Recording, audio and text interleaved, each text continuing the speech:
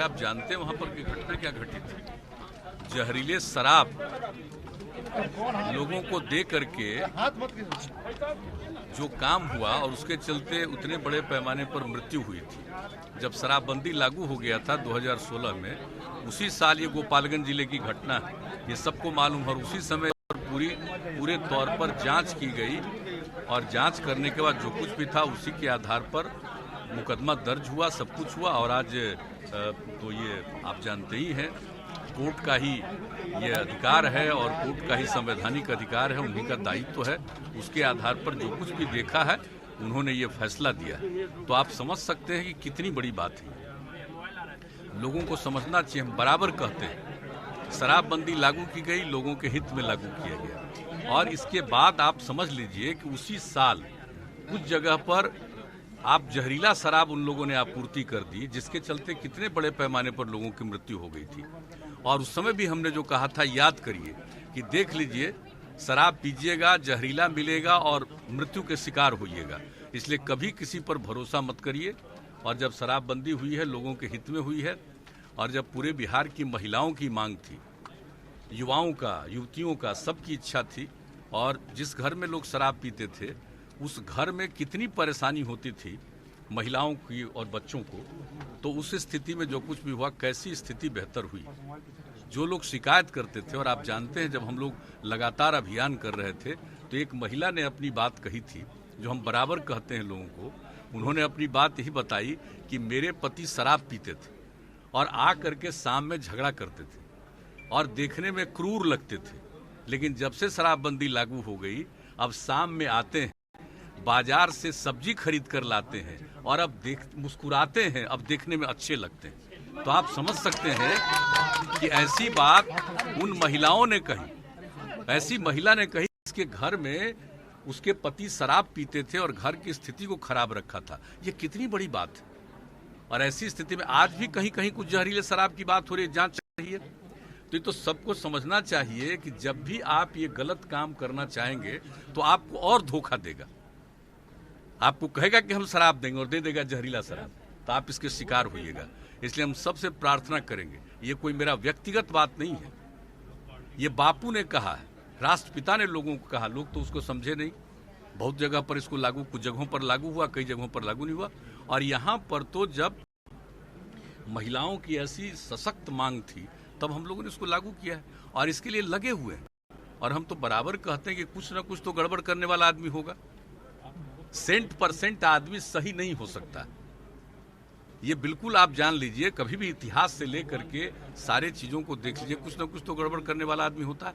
लेकिन नजर रखनी चाहिए, इसका अभियान चलाना चाहिए, और जो लोग भी गड़बड़ करते हैं उनको अगर इस तरह से सजा होती है तो लोगों को समझ में आएगा ना कि हम अगर इस तरह का गंदा काम करेंगे तो फिर हमको सजा मिलेगी।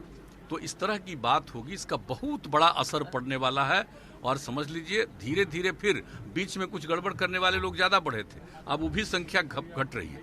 और पूरे तौर पर इसकी जांच पड़ताल के लिए हम लोग लगाए हुए हैं। और आपको बता देते हैं कि हम तो रेगुलर ही कुछ ही दिनों के बाद आकर के सबको बुला करके पूछते हैं, सीनियर ऑफिसर्स को। और हमने तय कर दिया है कि प्रतिदिन, चाहे वो पुलिस के लोग हों जिनकी जिम्मेवारी है, मद्य निषेध विभाग के लोग हों, इनके टॉप लोगों को कह दिया है कि प्रतिदिन रोज थोड़ी देर बैठिए और सब जगह की खबर लीजिए और कहाँ क्या करना चाहिए इसके बारे में विचार करिए। अब होता है लोग, यानी होम डिपार्टमेंट के भी अफसर, मद्य निषेध वाले भी अफसर, और जो हम लोगों ने पुलिस अफसर डीजीपी, और जो बनाए हुए हैं हम लोग आईजी प्रोहिबिशन, तो इस सब लोगों की मीटिंग होती है।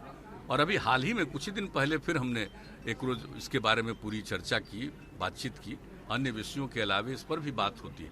तो लोग लगे हुए हैं और हम तो यही आग्रह करेंगे। और आज यहाँ पर आने का मौका मिला है, आप जानते हैं टीपीएस कॉलेज, हम लोग तो यंग एज से जानते हैं। आज मुझको पहली बार औपचारिक रूप से जब इन लोगों ने निमंत्रित किया तो मुझको अच्छा लगा कि भाई इसके बारे में सुनते रहे हैं हम लोग अपने यंग एज से। तो हमको लगा कि जब इन्होंने भेजा और क्या क्या बिल्डिंग्स में बना है, कुछ तो सरकार की तरफ से और कुछ इन लोगों ने अपनी तरफ से किया, और जिनके नाम से ये बना है उनकी पत्नी ने बनाया उनकी मृत्यु होने के बाद, तो उनकी मूर्ति को भी इन्होंने स्थापित किया। और सब लोगों ने आपस में मिल करके ये कोई सरकार का नहीं, बल्कि आपस में कंट्रीब्यूट करके बहुत अच्छी मूर्ति लगी है। तो उनकी मूर्ति का भी अनावरण करने का मौका मिला तो मुझे अच्छा लगा। और यहाँ पर इन लोगों ने कई अपना सेक्टर दिखाया है जहाँ पर कई प्रकार के काम कर रहे हैं, अनुसंधान कर रहे हैं, रिसर्च कर रहे हैं, तो मुझको अच्छा लगा। और अभी हमारे माननीय शिक्षा मंत्री जी भी हैं, ये भी साथ में है, देख लिए हैं अब निश्चित रूप से। और हमारे वाइस चांसलर लोग हैं, तो हम तो वाइस चांसलर लोगों से यही कहेंगे कि इन सब चीज़ों को देख करके ये बता दीजिए कि इस इंस्टीट्यूशन को और बढ़िया ढंग से चलाने में। और जो मुझे जानकारी मिली इसलिए हम आए, 7,000 स्टूडेंट्स हैं, तो ये जान करके मुझको बहुत अच्छा लगा कि 7,000 स्टूडेंट हैं। जरा चल करके देखेंगे, हम यदा कदा ही जाते हैं कोई कॉलेज में, तो आज आ करके देख लिया है तो मुझे अच्छा लगा है। और अब तो वाइस चांसलर साहब लोग हैं, अब उनसे तो हम यही कहेंगे, और शिक्षा मंत्री जी भी हैं, जान लीजिए अगर कोई सरकार की तरफ से और सहयोग की जरूरत है ताकि हमारे विद्यार्थियों को बेहतर ढंग से काम करने में। और आप जानते ही हैं पोस्ट ग्रेजुएट तक की पढ़ाई है, यहाँ पर अनुसंधान हो रहा है, रिसर्च हो रहा है, सब बहुत अच्छा है। इस काम को आगे बढ़ाने के लिए अगर राज्य सरकार की तरफ से किसी प्रकार के सहयोग की आवश्यकता होगी तो हम लोग निश्चित रूप से देंगे, उनको मदद भी करेंगे। और आकर के मुझे खुशी हुई, मैं यहाँ के विद्यार्थियों को, यहाँ के शिक्षकों को, जितने रिसर्च स्कॉलर्स हैं, सब लोगों को मैं विशेष तौर पर बधाई देता हूँ। एक घटना पे आश्चर्यचकित व्यक्त किया था, क्या मुकेश सहनी जो किया वो टॉलरेबल हम तो बुला लिए, बात किए बेचारे। देखिए कभी कभी होता है ना कि कोई भी व्यक्ति को सारी बात की जानकारी नहीं होती है, तो उनको लगा होगा, और वो नहीं गए थे तो कोई चला गया, लेकिन उनको पूरी बात बताया गया, समझाया गया, जाकर के खुद ही उन्होंने स्वीकार किया, महसूस किया कि हाँ ये चूक हुई। क्योंकि किसी चीज़ की कोई एक बारे में हमसे पूछा भी है कि एक जगह ऐसा देखे थे, हमने कहा कि नहीं, वो बाजाब्ता इनवाइटेड थे फॉर्मली किसी भी कार्यक्रम में। कोई भी व्यक्ति अगर जो भी कार्यक्रम है सरकारी, उसकी तरफ से कोई व्यक्तिगत रूप से इनवाइटेड है कार्यक्रम में, और जो भूतपूर्व रहे हैं मंत्री, भूतपूर्व रहे हैं मुख्यमंत्री, भूतपूर्व रहे केंद्रीय मंत्री, कई लोग हैं जो आते हैं, सांसद हैं, विधायक हैं, तो एक अलग बात है। लेकिन पार्टी का कोई आदमी और परिवार का भी कोई आदमी कहीं किसी कार्यक्रम में आपकी जगह पर चला जाए, ये ठीक नहीं।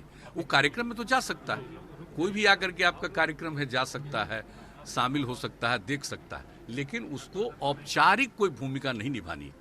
वैसे तो सबको अधिकार है, कोई भी आदमी जा सकता है, आपके समर्थक, आपके शुभचिंतक, आपके पार्टी के लोग, कोई भी आ सकते हैं कार्यक्रम में। लेकिन कार्यक्रम के ऊपर जो भूमिका आपको निभानी है, उस भूमिका को पार्टी का कोई दूसरा आदमी नहीं कर सकता। तो ये सारी बात हो गई, उन्होंने इस बात को मान लिया और बाहर मीडिया के सामने कह दिया। हम लोगों ने पूरी बात समझा दी। हमको तो आश्चर्य हुआ था, इसलिए तो हम कहे, हमको मालूम नहीं था। जब वहाँ विधानसभा में लोग बोल रहे थे और मेरे पास प्रेस का ही एक कॉपी भेज दिया, तो हमने देखा, तो हमने कह दिया कि भाई मुझे आश्चर्य हो रहा, मैं जरूर बात करूंगा, और हम तत्काल बात कर लिए। और इसके लिए आप जानते ही हैं कि उनके साथ बातचीत हो गई और सब कुछ समझ लिया, उनको भी कोई दिक्कत नहीं और ऐसी कोई गलती नहीं करेगा। वो कोई जानबूझ करके उस व्यक्ति ने, मंत्री जी ने नहीं किया था। उनको इस बात का कोई आइडिया नहीं था कि कोई चला गया तो कोई मेरी जगह पर खड़ा हो जाएगा तो क्या होगा, इसका कोई उनको आइडिया नहीं था। अब कोई दिक्कत नहीं होगी, अब ऐसी बात है। जो जिन लोगों ने भी सवाल को उठा दिया, हम उनको इस बात के लिए धन्यवाद देते हैं कि कम से कम ये बात आ गई तो इससे पता तो चल गया है। लेकिन अब इसके आगे नहीं सोचना चाहिए। कोई आदमी पहली बार उसको मौका मिला है, भाई जब पूरी बात अब जान लिए, हम सबसे प्रार्थना करेंगे कि आपने कह दिया, उनको रियलाइजेशन हो गया, हम लोग भी जान गए, सारी बात को बता दिया, लेकिन अब इस बात को आगे बढ़ाने की आवश्यकता नहीं है। आप मान लीजिए कि कोई भूल हुई है, आगे उन्होंने इसको ऐसा नहीं करने का आश्वासन दिया है, इसलिए उनको क्षमा कर देना चाहिए।